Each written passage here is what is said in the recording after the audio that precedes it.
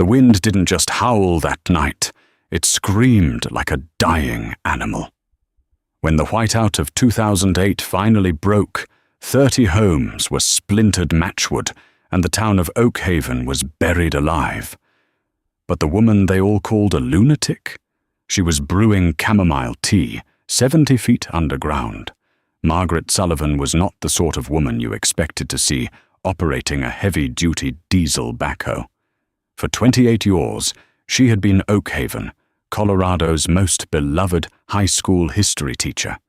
She wore neatly pressed wool skirts, baked famously dense fruitcakes for the local police department every Christmas, and lived in a pristine, blue-trimmed Victorian house on Elm Street. Oakhaven was a town that traded on its picturesque charm. Nestled in a deep, bowl-like valley at the base of Moreau's Peak, it was a haven for wealthy, out-of-state retirees and ambitious young professionals who wanted a postcard-perfect mountain life. The town was prosperous, proud, and fiercely protective of its aesthetic, which was why, in May of 2006, the entire town collectively gasped when Margaret quietly sold her beautiful Elm Street home for cash to a real estate developer, packed her life into a rented RV, and purchased a barren, jagged, seemingly useless plot of land at the very base of Moreau's Peak. It was a steep, rocky incline that no developer would touch, a place where the winter shadows fell earliest, and the ground was notoriously unforgiving. At first, the whispers at the local diner were laced with pity.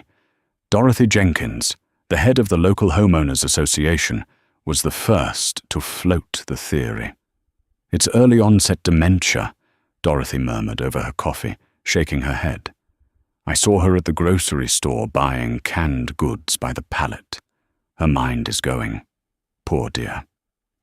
But pity rapidly morphed into outrage when the heavy machinery arrived. Margaret didn't hire local Oakhaven boys to do the work. She brought in a specialized excavation crew from Denver. They didn't start building a foundation. They started blasting into the side of the mountain. For weeks, the valley echoed with the deep, percussive thumps of dynamite and the endless grinding roar of rock crushers. Dust coated the pristine pine trees. Mayor Richard Harrington, a man who treated Oakhaven like his own personal country club, finally decided to intervene. He drove his spotless black SUV up the dirt access road to confront Margaret. He found her standing over a set of massive architectural blueprints, wearing a hard hat, her silver hair pulled back in a messy braid. "Margaret," Richard began, deploying his most condescendingly gentle political voice. "The town council is getting complaints. This quarry you're digging, it's an eyesore. We have strict zoning ordinances against industrial operations within town limits." Margaret didn't even look up from her blueprints. "It's not an industrial operation, Richard. It's residential. I'm building a home." Richard scoffed, gesturing to the massive crater being carved into the bedrock. "A home? Margaret, you're digging a hole. You're ruining property values on the north side. We can't have you building a doomsday bunker because you've developed some paranoid fixation." Margaret finally looked at him. Her eyes, usually warm, were flinty and cold. "The mountain has a memory, Richard. You and your council have just forgotten how to read it. Or rather, you've chosen to ignore it, because there's no profit in the truth. I have all my permits, state permits. The county signed off yesterday. Your local ordinances don't supersede geological hazard mitigation." Richard left fuming, but Margaret was right. Her paperwork was bulletproof. She had bypassed the local board entirely, utilizing a little-known state statute regarding high-risk environmental building zones. By autumn, the house began to take shape, and it only fueled the town's mockery. It didn't look like a cabin. It looked like a military installation. Instead of a traditional roof, Margaret's Denver crew installed a massive, wedge-shaped dome of reinforced concrete anchored deep into the bedrock with high tensile steel cables. The front of the house featured walls that were 3 feet thick, sloping backward into the hillside at a sharp aerodynamic angle. The windows were small, triple-paned ballistic glass. The local teenagers started calling it Crazy Maggie's Tomb. They would drive up the dirt road at night, throwing empty beer cans at the reinforced steel door, spray-painting crude jokes on her retaining wall. Margaret never called the police. She just quietly painted over the graffiti the next morning and went back to work. She was entirely ostracized.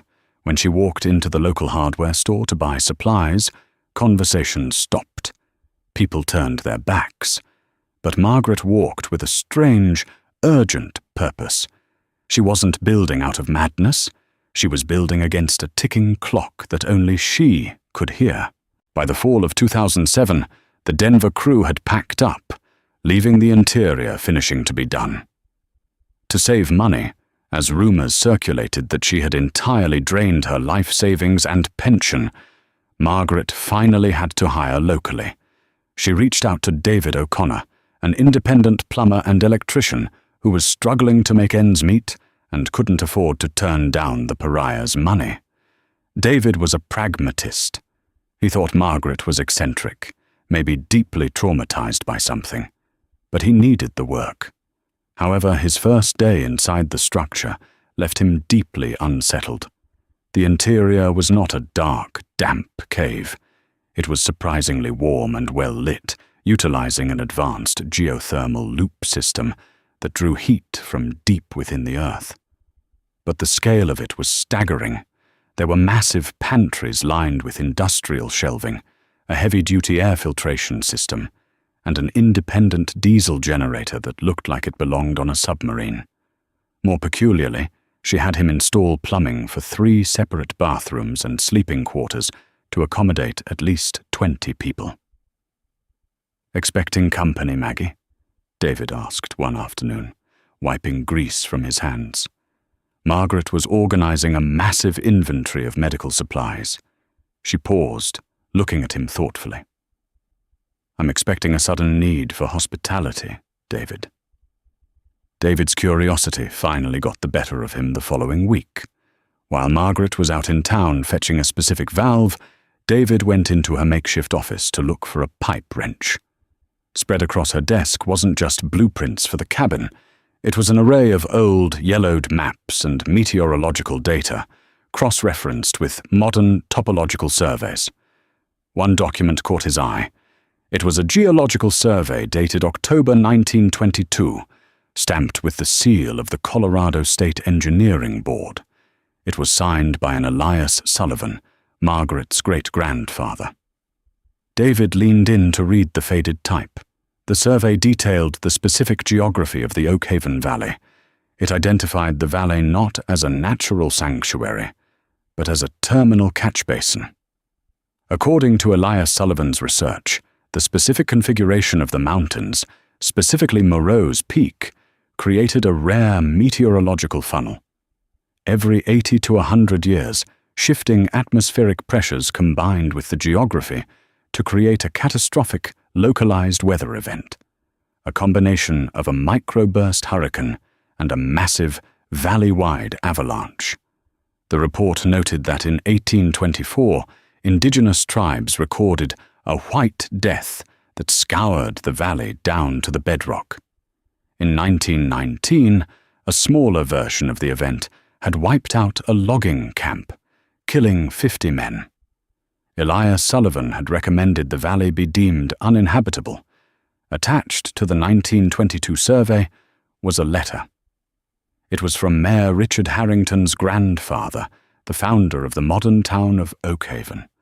The letter abruptly dismissed Sullivan's findings, threatened him with financial ruin if he published the survey, and subsequently buried the report.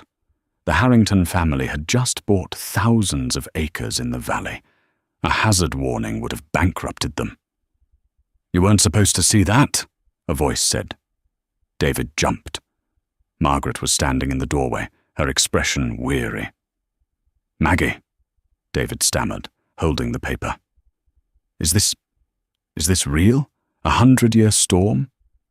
It's an atmospheric compression funnel, Margaret said, stepping into the room and taking the paper from his trembling hands. The wind comes over the peak, compresses in the narrow gorge above us, and accelerates. It triggers a sympathetic avalanche that doesn't just slide down the mountain. The wind carries it across the entire valley floor. A wave of snow, ice, and timber moving at 140 miles an hour. "Why didn't you tell anyone?" David asked, his voice rising. "I tried," she said softly. 3 years ago, when I found my great-grandfather's lockbox. I took it to Mayor Harrington. I took it to the council. Richard laughed in my face. He told me if I caused a panic and tanked the town's real estate market, he would bury me in litigation. He threatened to have my teacher's pension revoked under a morality clause for spreading malicious public hysteria. She looked around the reinforced concrete walls of her bunker. So, I decided, if I couldn't save the town, I would build a lifeboat.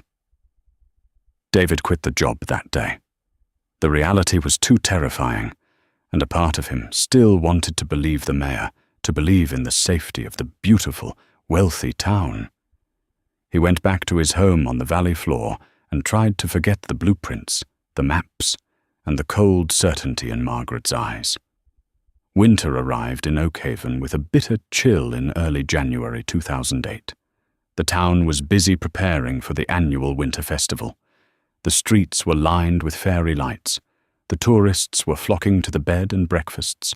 Margaret was entirely forgotten, an invisible woman sealed inside her concrete wedge on the hillside. But in the second week of February, the animals began to disappear. The stray dogs that normally begged behind the diner vanished. The deer that populated the tree line migrated frantically away from the valley. And then the barometric pressure began to drop. It didn't just dip, it plummeted at a rate that caused ears to pop on the valley floor. On the evening of February 14th, the sky over Moreau's Peak didn't turn the usual bruised grey of a snowstorm. It turned a sickly, luminescent purple. The air grew entirely, impossibly still. The smoke from the town's chimneys stopped rising, pooling heavily in the streets like a toxic fog. Down in the valley, Mayor Richard Harrington was standing on a podium in the town square, testing the microphone for the festival's opening remarks. Up on the hill, Margaret Sullivan locked her massive steel door, engaged the hydraulic seals, and powered up her generator. She watched the purple sky through her ballistic glass window, placed a hand against the cold concrete, and whispered, "Here it comes." Then, the mountain roared. The first blow did not come as a gust of wind. It hit the valley floor like a physical, invisible fist. Down in the town square, Mayor Richard Harrington was mid-sentence, his voice echoing through the PA system, when the microphone erupted in a shrieking squeal of static feedback. A split second later, the grand festival tent, a massive canvas structure engineered to withstand heavy alpine gales, didn't tear. It detonated. The high tensile moorings snapped like cheap cotton thread, and the heavy canvas was whipped into the purple sky, swallowed by the darkness in the blink of an eye. Then came the cold. It was unnatural, a rapid depressurization that plunged the ambient temperature by 40 degrees in less than 3 minutes. The quaint, decorative fairy lights strung across Elm Street shattered in unison, the glass bulbs popping as the freezing air constricted them. Total, suffocating darkness fell over Oakhaven, save for the frantic, sweeping beams of headlights as panicked drivers tried to flee. But there was nowhere to run. Elias Sullivan's 1922 topological survey had been devastatingly accurate. The valley was a terminal catch basin. The only road out was the narrow, winding canyon pass to the south, and within the first 10 minutes of the storm, a sheer wall of pressurized wind swept through that bottleneck, overturning a snowplow and wedging a semi-truck sideways, sealing Oak Haven completely. In his modest ranch home on the edge of town, David O'Connor was staring, terrified, at the antique barometer on his living room wall. The needle was shuddering wildly, dipping lower than the gauge was even designed to read. "David, the power's out," his wife, Sarah, called from the kitchen, holding a flashlight under her chin. Her voice was trembling. "The wind. It sounds like a freight train is parked on our roof." David didn't answer. The memory of Margaret's great-grandfather's map was burning behind his eyes, a wave of snow, ice, and timber moving at 140 miles an hour. "Get your boots on," David barked, his voice cracking with a sudden, primal panic. He grabbed his teenage daughter Lily by the arm. "Grab the winter coats, only the heavy ones. Do not pack a bag. We have to leave right now." "Leave? To where?" "The roads are blocked," Sarah argued, struggling to be heard over the deafening, continuous roar outside. "To the lunatic on the hill," David said, dragging them toward his heavy-duty work truck. "To Margaret." Driving through Oak Haven was like navigating a war zone. The wind was a solid, battering ram of ice particles that sandblasted the truck's windshield. Telephone poles were snapping with the sound of cannon fire, bringing down miles of live wire that sparked violently against the rising snowdrifts. David slammed his truck into four-wheel drive, ignoring the roads, driving up over manicured lawns and smashing through wooden fences to avoid the gridlock of abandoned cars. He saw Dorothy Jenkins, the HOA president, standing in the middle of the street, clutching her designer handbag, her face a mask of utter bewilderment as the roof of the local bakery sheared off and sailed past her like a kite. David laid on the horn, threw the passenger door open, and screamed for her to get in. She hesitated, paralyzed by shock, until David physically hauled her into the cab. Further up the road, Mayor Richard Harrington and local Deputy Mitchell were trying to direct a hopeless flow of traffic near the municipal building. The building's beautiful brick facade was already beginning to buckle under the atmospheric pressure. David skidded his truck to a halt beside them. "Get in!" David roared over the shrieking wind. "We need to get to the high school gym," Mayor Harrington yelled back, his pristine overcoat plastered in ice. "It's the designated emergency shelter." "The high school has a flat roof, Richard. It's going to collapse in 10 minutes. David grabbed the mayor by the lapel. "I saw her maps. Margaret's maps. The mountain is coming down. Get in the damn truck." Something in David's sheer desperation finally broke through the mayor's arrogant facade. Harrington and Mitchell piled into the extended cab. With 6 people crammed into the vehicle, David turned off the main road and forced the groaning truck up the steep, treacherous dirt path toward Moreau's Peak. The tires spun, catching on the jagged frozen ruts, fighting gravity and a wind that was actively trying to push them back down into the basin. Above them, Margaret's bunker was a dark, silent wedge against the mountain. Inside, 70 feet under the bedrock, Margaret was seated at her monitoring station. Her seismograph was scratching frantically across the paper. The needles were jumping. The wind wasn't just blowing over the peak anymore. It had compressed into the gorge, creating a massive, swirling vortex of low pressure that was fundamentally destabilizing the millions of tons of snow and ice perched on the summit. Margaret watched the exterior security feed on her monitor. The cameras were heavily shielded, but the visibility was dropping to 0. Suddenly, a pair of headlights cut through the swirling white chaos. A truck slammed violently into her concrete retaining wall, the engine smoking. Figures poured out, stumbling and crawling up the icy ramp toward her reinforced steel door. Margaret didn't hesitate. She hit the hydraulic release. Outside, David pounded his bloody fists against the steel. The wind was so loud it vibrated in his teeth. He couldn't breathe. The air was being sucked from his lungs by the sheer velocity of the storm.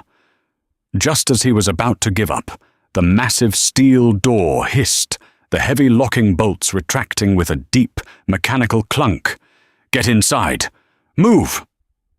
Margaret's voice cut through the chaos from a PA speaker above the door. David shoved his family inside, followed by Dorothy, Deputy Mitchell, and finally, Mayor Harrington. The moment the mayor's expensive boots crossed the threshold, the seismograph in Margaret's office spiked to a catastrophic maximum. "Seal it!" Margaret screamed from the control desk. David slammed his shoulder into the heavy door, Deputy Mitchell throwing his weight beside him. The steel groaned against the wind pressure, but they managed to lock it into the frame. Margaret hit the hydraulic lockdown. 4 massive titanium deadbolts slid into the bedrock, sealing them in an airtight vault. "Everyone, get down on the floor, open your mouths, and cover your ears," Margaret ordered, sprinting from the control room to the main hallway. "Do it now!" Nobody argued. They dropped to the concrete. 10 seconds later, the mountain fell. It wasn't a roar. It was a physical concussion. The sympathetic avalanche, triggered by the atmospheric funnel, did not just slide down Moreau's Peak. It exploded outward. Millions of tons of compacted ice, ancient pine trees and jagged boulders were picked up by the 140-mile-per-hour wind and driven directly into the valley floor. Inside the bunker, the lights flickered and died, plunging them into absolute, terrifying darkness. The entire structure, anchored deep into the bedrock, shuddered violently. The sound was beyond human comprehension, a deep, grinding, mechanical screech of a mountain trying to rip the concrete wedge from its foundation. Dorothy screamed, but the sound was completely swallowed by the vibration. The floor pitched, mimicking the sensation of a violent earthquake. Dust rained down from the reinforced ceiling. For 3 agonizing, endless minutes, the bombardment continued. It sounded as though the earth itself was being ground into a fine powder right above their heads. And then, as suddenly as it began, the violent shaking stopped. The deafening roar faded into a heavy, muffled, suffocating silence. The emergency backup generators hummed to life, bathing the hallway in a low, red tactical light. Margaret slowly pushed herself up from the floor, wiping concrete dust from her brow. She looked at the terrified, trembling faces of the people who had mocked her for 2 years.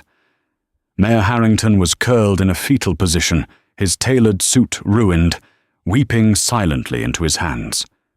Dorothy was hyperventilating, clutching Sarah O'Connor for dear life. "We're alive," David whispered, staring at the thick steel door. The metal was groaning faintly under an immense, incomprehensible weight. Margaret walked over to a structural pressure gauge mounted on the wall. She tapped the glass. The needle was pinned deeply in the red zone. "We are," Margaret said, her voice eerily calm, "but we are currently buried under 45 feet of compacted ice, timber, and rock." She turned to face the mayor. "Welcome to my tomb, Richard." For the first 4 days, the psychological toll of the bunker was heavier than the physical weight of the mountain above them. The reality of their situation sank in slowly, like poison. Margaret's bunker functioned flawlessly. The geothermal loop provided consistent heat.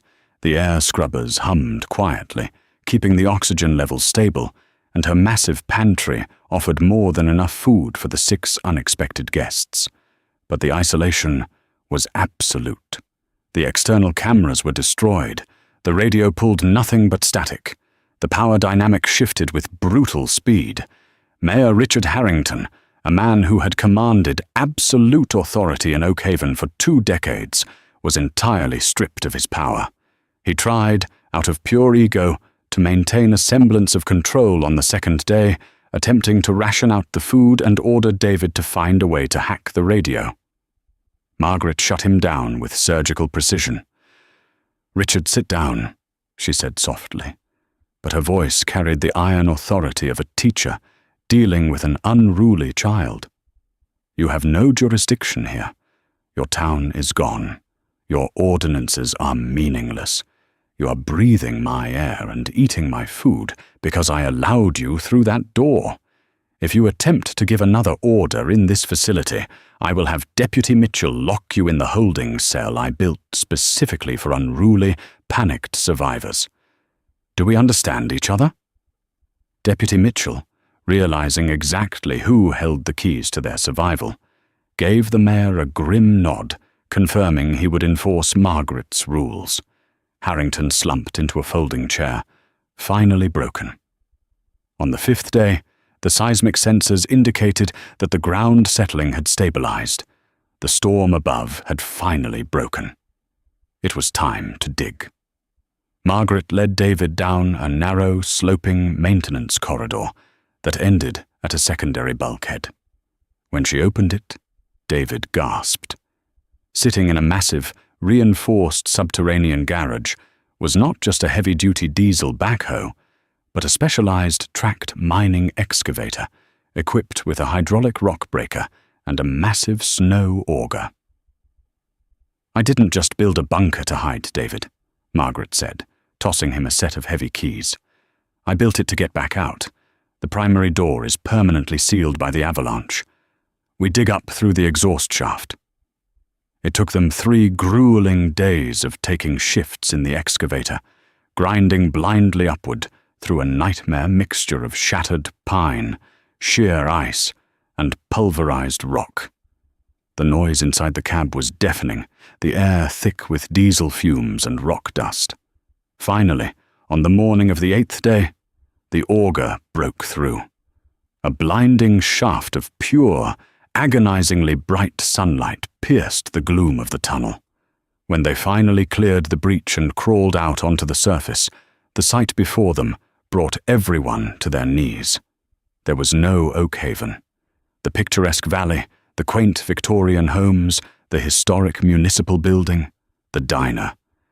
It was all gone. It had not just been buried, it had been scoured. The valley floor was entirely unrecognizable, transformed into a smooth, desolate, unbroken sea of compacted white ice, interspersed with the jagged, splintered remains of millions of trees.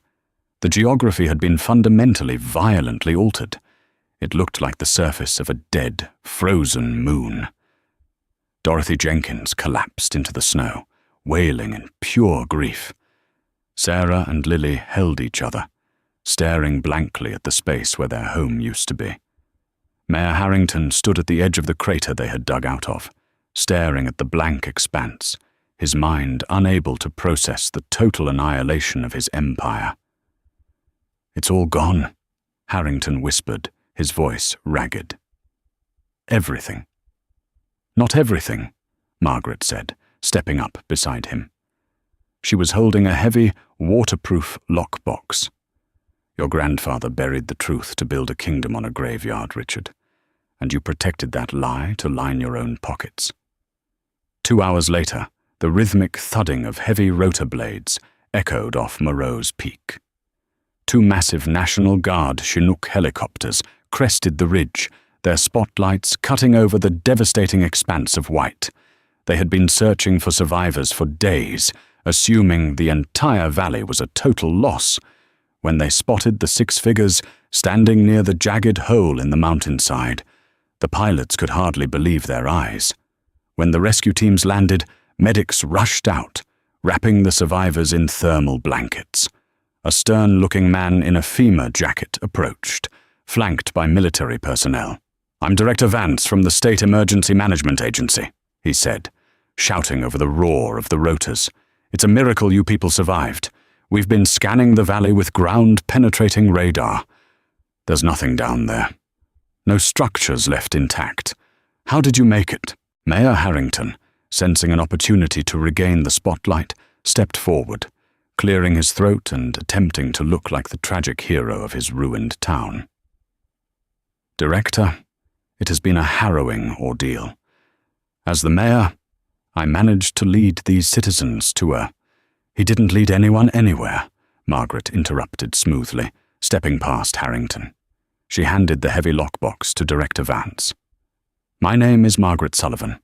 Inside this box is a certified 1922 State Geological Survey proving this valley was a known terminal avalanche basin. There are also notarized copies of letters from the Harrington family detailing a systemic, multi-generational cover-up to hide this hazard from the state in order to sell real estate." Harrington turned ghost white. "Margaret, you can't be serious. Now is not the time." "It is exactly the time, Richard," Margaret said coldly. She turned back to the FEMA director. "I also have audio recordings of Mayor Harrington explicitly threatening me with legal and professional ruin 3 years ago when I attempted to bring this to the state's attention. I built the bunker because the local government was actively suppressing a catastrophic public safety hazard." Director Vance looked at the lockbox, then at Margaret, and finally at the trembling mayor. The FEMA director gestured to 2 state troopers standing by the helicopter. "Mayor Harrington, I think you'd better come with us in a separate chopper," Vance said, his tone instantly shifting from sympathetic to hostile. "The governor's office is going to have a lot of questions about how a town of 2,000 people was zoned in a designated death trap." As the troopers escorted the shattered mayor toward the waiting aircraft, David O'Connor walked up beside Margaret. The wind was gentle now, just a crisp alpine breeze blowing across the ruined, silent valley. "What are you going to do now, Maggie?" David asked, looking back at the dark hole leading down into her fortress. Margaret pulled her heavy wool coat tighter around her shoulders. She looked out over the desolate expanse of Oakhaven. She had lost her town, her career, and her quiet life, but she had saved the only people who would listen. "I suppose I'll buy a new backhoe," Margaret said softly. "There's a lot of clearing to do before spring." Today, Oakhaven is a ghost town, a designated state monument to human arrogance and nature's wrath. But on the slope of Moreau's Peak, the concrete dome remains. Margaret Sullivan still lives there, tending her subterranean greenhouse, no longer the town lunatic. She is the keeper of the valley, a living testament to the woman who listened to the mountain when everyone else was only listening to their greed.